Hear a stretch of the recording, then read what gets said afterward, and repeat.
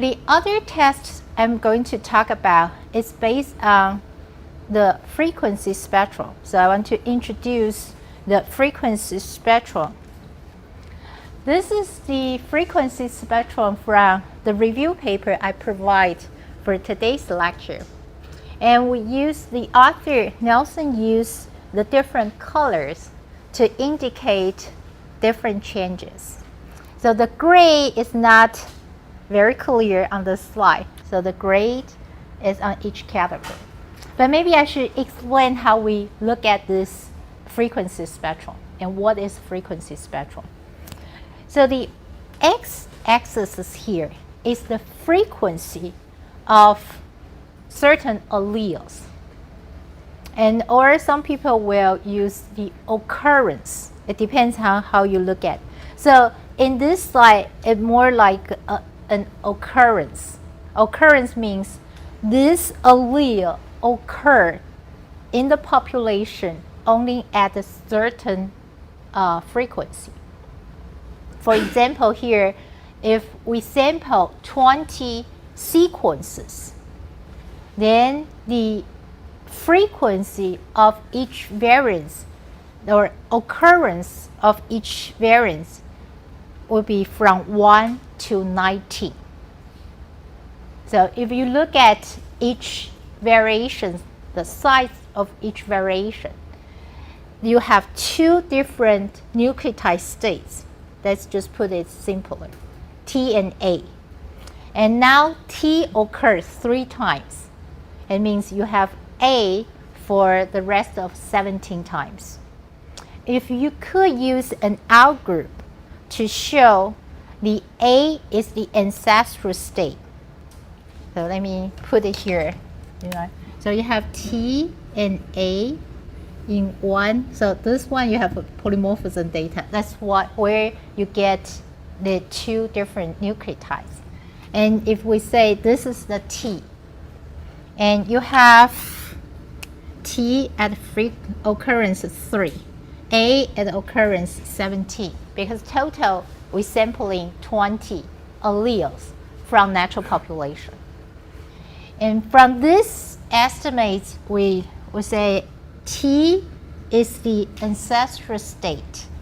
Then A is the derived allele. That means A occurred at, this here. So that's why you have a bunch of sequences here, but you only have 3 A's.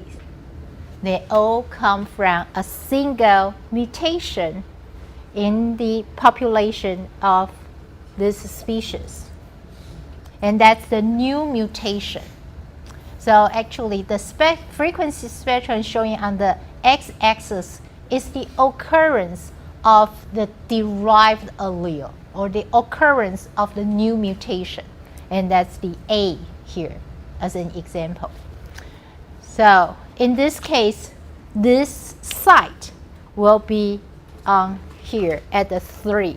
So that's the category, which this site occur 3 times in my sample of 20.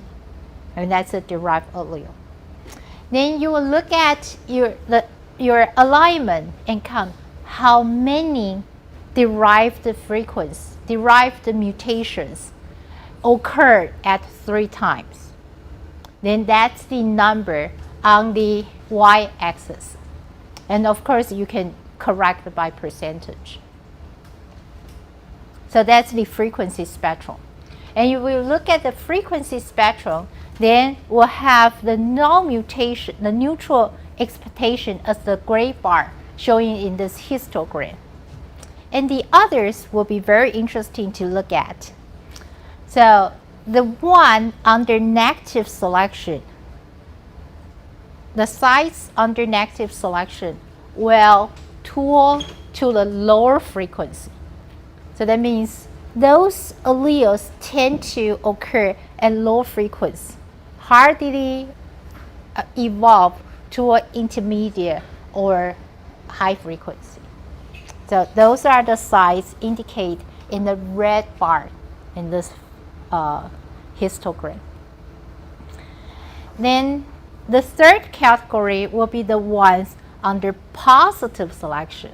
So I did on purpose showing the population-based sample. I say the snapshot, I have one allele at a very high frequency to illustrate, because the positive selected site will go fixation very quickly.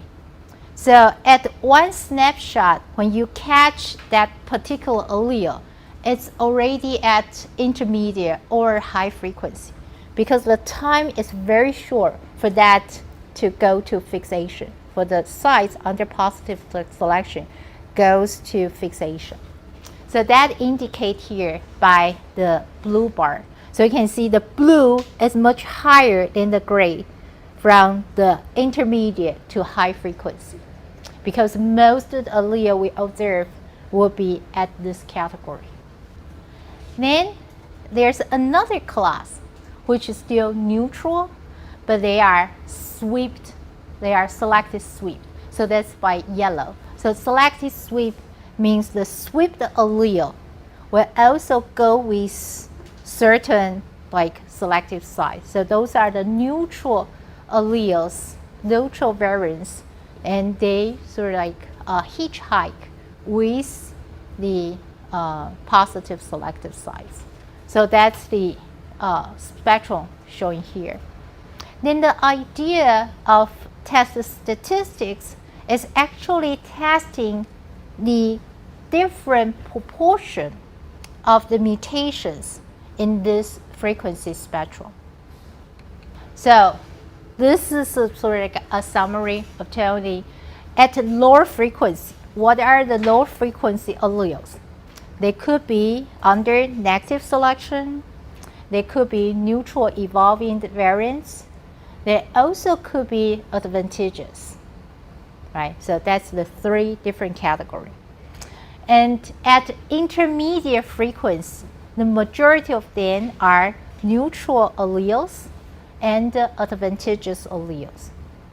For the negatively selected sites, they hardly go to intermediate or high frequency. And in the divergence part, of course, neutral and advantageous also both contribute at a different rate. So that's the three different categories if we dissect the frequency spectrum.